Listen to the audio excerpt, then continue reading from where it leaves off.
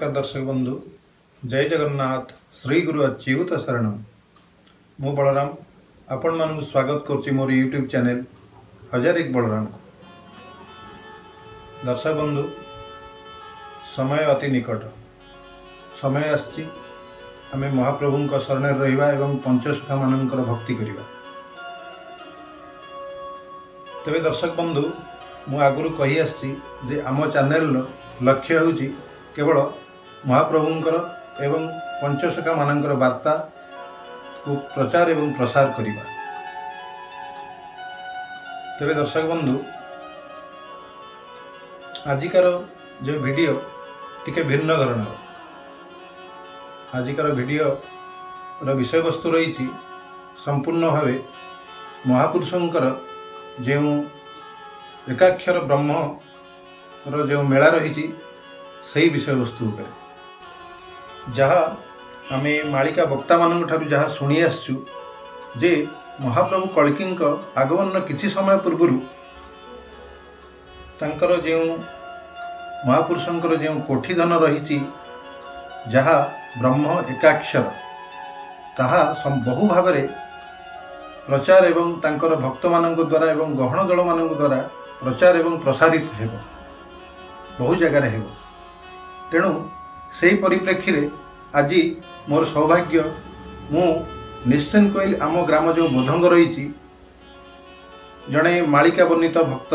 तांकर नाम होउची श्रीजुक्त रंगाधर बेहेरा तांको घरे घरे यही जो रही ब्रह्म एकाक्षर मेला ता अनुष्ठित होउथिला। तेणु मु पूर्ण भाव में सेठारे उपस्थित थिली एवं सेथिरु किछि वीडियो मध्य शूट करथिली किंतु वीडियोटी बहुत लंबा अच्छी। तेणु मु यार किछि छोट छोट पार्ट करी आपण मन पाखरे प्रतिदिन किछि किछि छोट छोट पार्ट वीडियो मन पहुँचेबी। मोर कहिबार कथा एतिकी हला जे महाप्रभुंकर एवं कल्की महाप्रभु कल्की एवं पंचसखा महापुरुष मानकर जहाँ वार्ता रही वर्तमान समय रे ताहा अनेक भाव में प्रचार एवं प्रसारित हेब। तेणु यही एक महान कार्य आम एक छोट प्रयास जारी रखीचु जे महापुरुषंकर जो मालिका रही एवं महाप्रभुंकर कथा ताहा केमती भक्त मानक मध्य पहुँचू लोक जनसाधारण मानक मध्य पहुँचू एवं आमर एक छोट प्रयास मध्य रही जे आमे आपण मानक पाखरे एहीपरि वीडियो माध्यम रे एहीपरि भक्ति भावर कथा पहुँचे आपण मानक मन रे भक्ति संचारित करिवु ये आम मानक पई गोटे सौभाग्य मध्य। तेबे दर्शक बंधु जो आम सौभाग्यशाली जे आम ग्राम रे जड़े मालिका वर्णित भक्त रही से होउचंती श्रीजुक्त रंगाधर बेहेरा। तेबे तांका घरे जो ब्रह्म एकाक्षर मेला जो अनुष्ठित होइथिला सेथिरे जो गहन दल आसतिले तांकर जे मुख्य प्रवचक थिले से होउचंती केन्द्रापड़ार बासिंदा श्रीजुक्त रंजन दास जी महाशय। तेबे तांको कंठरु शुणिबा मालिकार कथा उपरे विभिन्न तत्व कथा सार कथा तथ्य मालिकार विभिन्न तथ्य एवं आमे तांको प्रवचन माध्यम रे जानि परिबा जे ब्रह्म एकाक्षर कौन यह केउंटू आसला एवं कल्की अवतार किए से केउंटी जन्मग्रहण करचंती एवं तांकर कौन कौन सब लीला मान चली प्रवचन माध्यम रे विभिन्न सार तत्व कथा आम जापर। तेणु मोर छोटिया प्रयास जारी रही यही सब कथा आपण मान पाखे पहुँचाइवाई। तेणु भिडियोटी बहुत लंबा थी प्रतिदिन मु यार छोट छोट पार्ट करी आपण मान पाखे पहुँचेबी। आशा करे आपण माने वीडियो देखिबे एवं अनेक आनंद अनुभव करिवे। तेबे आसंतु आजिर वीडियोटी आरंभ करिबा। जय जगन्नाथ जय पंचसखा।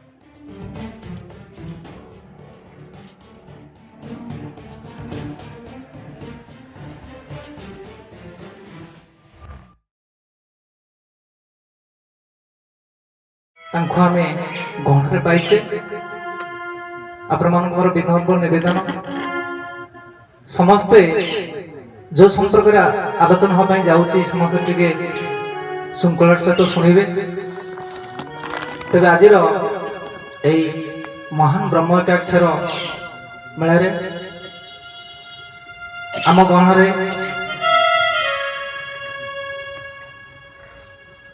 ରଙ୍ଗଧର ବାବୁଙ୍କ ପାଇଁ ଆମେ ସମସ୍ତେ ଗର୍ବିତ ଏବଂ ଆନନ୍ଦିତ। କାହିଁକି ନା ଏ ମାଟି ଧନ୍ୟ, ଏଠି ସବୁ କିଛି ଧନ୍ୟ। ଆଉ ଯୋଗରେ ଏତେ ବଡ଼ ମହାନ ଆତ୍ମା ଜନ୍ମ ନେଇଛନ୍ତି, ସେ ସମ୍ପର୍କରେ ଅଧିକ କ'ଣ କହି ଆପଣମାନଙ୍କୁ ମୁଁ ସନ୍ତୁଷ୍ଟ କରିବି, ସେ ଆଶା ବର୍ଷ ମୋର ଆଦୌ ପାଉନାହିଁ। ତେବେ ଯିଏ ଆଜିର ମୁଖ୍ୟସ୍ଥଳ ତାଙ୍କୁ ନେଇ ଏ କାର୍ଯ୍ୟକ୍ରମ ଆପଣଙ୍କ ଦୃଷ୍ଟିଗୋଚର ହେଇଥିବ। ଏ ଧର୍ମ ସନାତନ ଦଳ ଗ୍ରହଣ ଅବତାର କଳିକି, ଆଉ ଏ ବ୍ରହ୍ମ ଏକାକ୍ଷର କ'ଣ, ଆଉ ସନାତନ ଧର୍ମ ସଭା କ'ଣ, ସେ ସମ୍ପର୍କରେ ଆମେ ନିଶ୍ଚିନ୍ତ ଭାବରେ ଆଲୋଚନା କରିବା, ବିଶେଷ ଭାବରେ ଆପଣମାନଙ୍କ ଅବଗତି ନିମନ୍ତେ। ତେବେ ମୁଖ୍ୟ କଥା ହେଉଛି ମହାପୁରୁଷ ଲେଖିଲେ,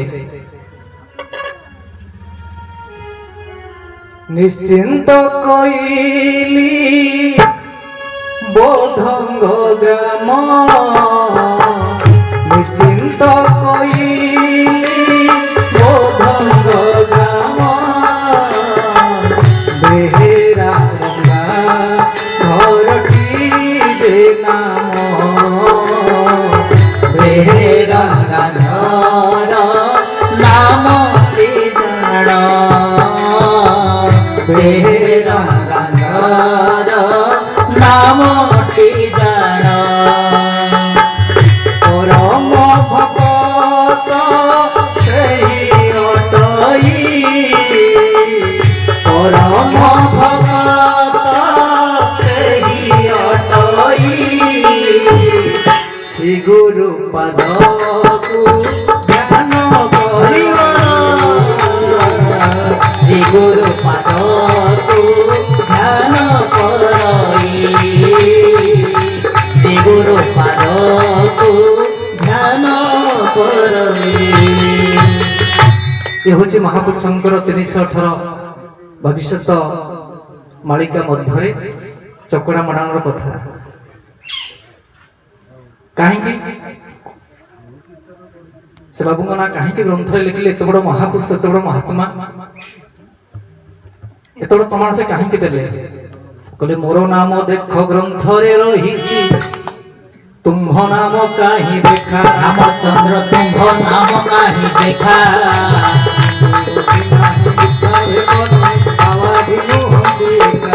ଜୟ ଜଗନ୍ନାଥ, ଜୟ ଜଗନ୍ନାଥ, ଜୟ ଜଗନ୍ନାଥ, ଜୟ ଜଗନ୍ନାଥ। ତେଣୁ ଅକ୍ଷରାନ୍ତ ମହାପୁରୁଷ ସେ ବିନ୍ଦୁ ବା ନାମକୁ କାହିଁକି ତାଙ୍କ ରଚନା ମଧ୍ୟରେ ରଖିଲେ, ଏକଥା ତାଙ୍କ ପରିବାର ଲୋକ ବି ବୁଝିପାରିବେ ନାହିଁ। ସେ କିଏ କ'ଣ ତାଙ୍କୁ କେହି ଜାଣିପାରିବେ ନାହିଁ। ଆଜି ଯୋଉ ସମାଗମ ସମାବେଶ ଯୋଉ ସଭା ହେଇଛି, ଏହାର ମୂଳ କାରକ କାରଣ ସେ ବାବୁ ଜଣକ କହିଲେ ଅତୃପ୍ତି ହେବ ନାହିଁ। ତେବେ ସେବେ କିଏ ମହାପୁରୁଷ କହୁଛନ୍ତି? କୋଠ ଦଳ ଭକ୍ତ ହେବେ ଉପଗତ, କୋଠ ଦଳ ଭକ୍ତ ହେବେ ଉପଗତ, ମାରଣ ବେଳକୁ ଆସି ବାରଣ ବେଳକୁ ଆସି,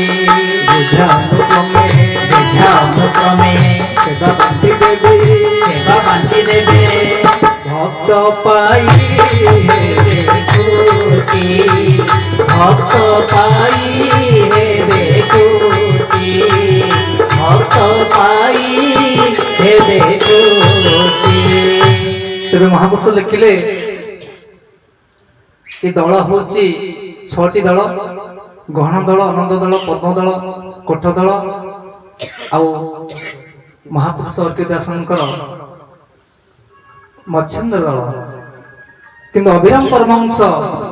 ତାଙ୍କ ଭବିଷ୍ୟତ ବକ୍ତାରେ କହିଲେ, କୋଇଲି ଗୀତାରେ, କୋଇଲିଲୋ ଉଡ଼ିଯିବୁ ଓଡ଼ିଶା ମଣ୍ଡଳ, ତହିଁରେ ଦେଖିବୁ 956 ଦଳ। ସେ 956 ଦଳ କଥା କିଛି ନାହିଁ, ମୁଖ୍ୟ ହେଉଛି ଗହଣ ଦଳ। ସେ ଗହଣ ଦଳ ସମ୍ପର୍କରେ ଆମେ ନିଶ୍ଚିନ୍ତ କହିବା। ତେବେ କୋଠ ଦଳ କ'ଣ ନା, ଯେତେବେଳେ ପ୍ରଭୁ ଅବତାର ନେବେ କଳ୍କି ଶରୀରରେ, ସେତେବେଳେ ତାଙ୍କର ଯୋଉ କୋଠ ପୁଅ ବା କୋଠ ଭକ୍ତଙ୍କୁ ସେ ସାଇତି କରି ରଖିଥିବେ, ସେ ବାରଣ ସମୟ ଯେତେବେଳେ बारण चाणर समय हम बछा बछी समय हम आपण मैंने भी शुणुले एकाक्षर मेला बही निराकार अच्युत अच्युत रामदास संवाद में दुष्ट सन्थ न चिन्हा जीवे सन्थ जे मेला करिवे दुष्ट जे देवी खरपर पड़े अक्लेश भाव तो जी प्रकृतिर साधु हो जे प्रकृतिर सन्त हो से ही ये मेला कर दुष्ट माने अति सहज खरपर पड़े तेरे भगवान कहती जे मो बड़ नुहे मो भक्त हूँ बड़ तेज आज एपरिका घटना कहीं समय उपगत होकर कौन सेवा अच्छी आज ब्रह्म एकाक्षर माला जहाँ चारि जगह आज जाए अति गोपत गोपत हो रही तेणु निश्चिंत कहले महापुरुष कहते बोधंग ग्राम ए बड़गुड़िया साई कहीं अति गुप्त गुप्त थिबा एत बड़ धन आज दांड घाट गड़े देले किए ना से रंगाधर बाबू तो तांको विद्यार्थी आनंदे एक बार हरि बोल भक्त केबे प्रकाश को आसिया पई चाहे ना फुल्ल फुटिले जे बास चौटे महापुरुष स्नान कहले अनुभव थिले गुरु को भेटे फुल्ल फुटिले सिना बास हटिबो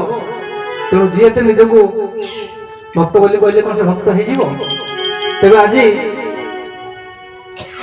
तांको मन टिके अभिमान अच्छी से जहाँ को मुख्य भाव आकर्षण करचंती डाकिया पाई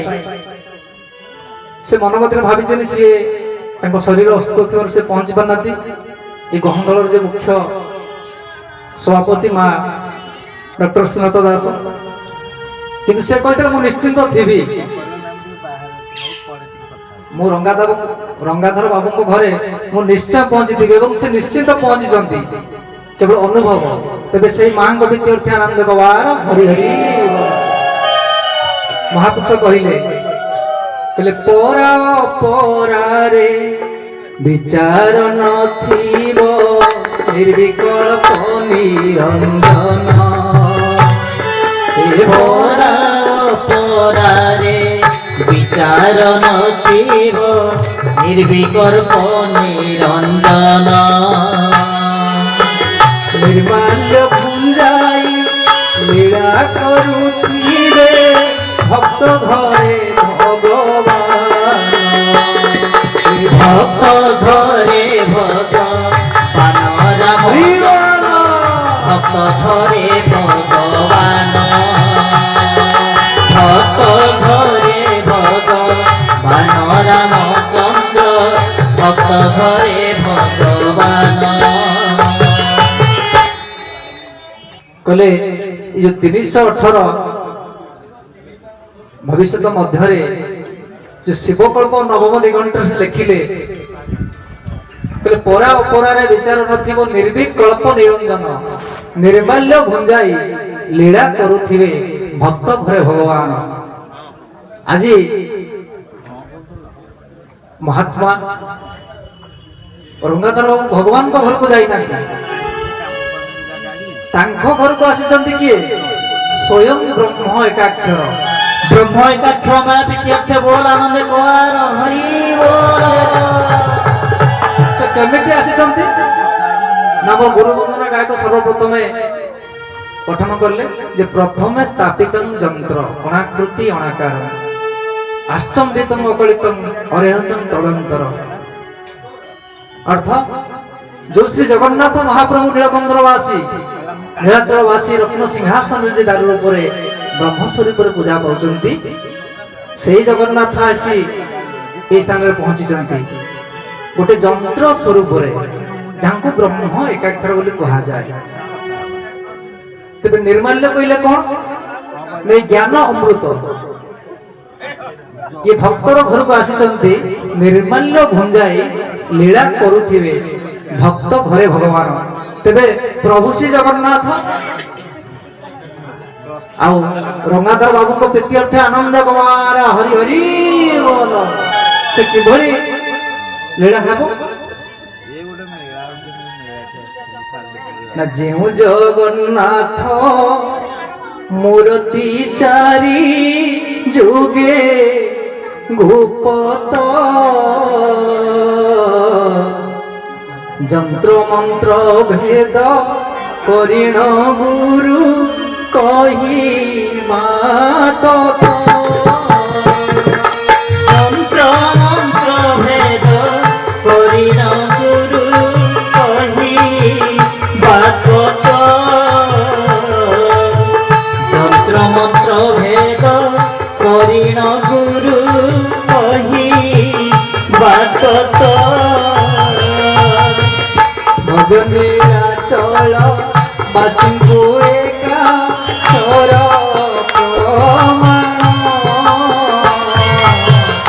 যেতে মার্গে মাইলে রাম নহি ভ্রম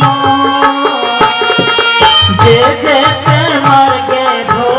মাইলে রাম নহি ভ্রম যে যেতে মার্গে মাইলে রাম নহি ভ্রম निर्मल पद्मन निवासी श्रीमान महामहिमा महापुरुष तीर्थानंद कवारे हरि हरि बोल सेही माटी गोटा शांत कलिजुगर भविष्यत वक्ता देवदृष्टा लिखिले कहले जहां को आपण माने जगन्नाथ बोली कहूचे से चारि जुगरु बा सत्य जुगरु ए कलि जुग जाय अति गुप्त भाव अछंती तांको प्रकृତରେ तांकर आदि अंत नाही आपण माने एकाक्षर मेळ श्रवण करले वेदांती नागांती जोगांती सिद्धांती एमन ताको अंत के पाइले आ बाकी किए से पाइबो भूली मरंती लोक सर्व जो माने कहउचंती मो प्रभु को पाइ गेलेनी प्रभु को पाइबा त सहज कथा नहे कारण महापुरुष पद लिखिले जे जो जगन्नाथ मूर्ति ये चारि जुगे गुप्त जंत्र मंत्र भेद करिण गुरु कहिबा तत्व तेणु एकाक्षर होची गोटे अक्षर श्री जगन्नाथ महाप्रभु गोटे अक्षर आमे तो रूप देखुचे पुरी श्री जगन्नाथ को रत्न सिंहासन रे तबे से जो अक्षर से गुप्त कहीं गेले गोटे पुरी रे नीलाचल प्रकट एवं अक्षर हो अप्रकट तेबे महापुरुष कहले प्रकट अप्रकट लीला सोई तो विधान राम सोई तो